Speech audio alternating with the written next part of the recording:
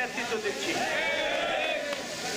আমাদের নেতৃত্বে দায়বদ্ধতা কোন রকমের কোন নির্দেশনা এটা আমাদের চেয়ারম্যান মহোদয় সরাসরি আমাদেরকে দিয়ে থাকেন।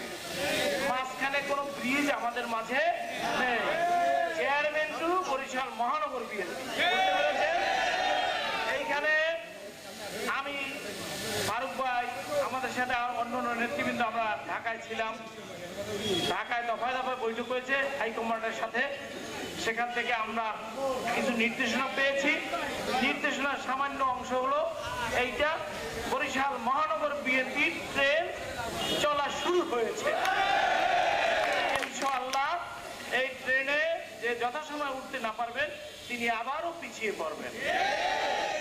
আমরা কিছুদিন পূর্বে জানতে পেরেছি জনই বিএনপি নেতাকে লাঞ্ছিত করা হয়েছে। সেখানে আবার মানববন্ধনের কর্মসূচি পালন করছেন। দলের একটা শৃঙ্খলা আছে।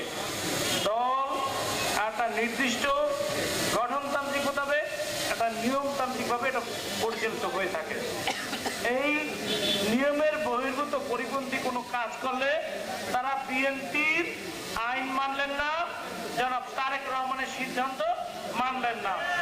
আমরা এই গুটি কয়েক এর ভিতরে দেখা গেছে কেউ কেউ বিগত দিনে বিএনপিতে বিশৃঙ্খলা করার জন্য বহিষ্কার হয়েছে। আবার অনেক আওয়ামী লীগের লোক আছে, তাকে নাম দিয়ে প্রমাণ দিয়ে সাক্ষ্য দিয়ে দেখাইতে পারবো তিনি এখানে মানববন্ধন করেছেন, তার পাশে দাঁড়ানো। আমরা তাকে, যেহেতু আমরা বিএনপি, আমরা মাইনাসের রাজনীতি করি না। যদি কেউ ভুল করে থাকেন আমাদের দরজা খোলা।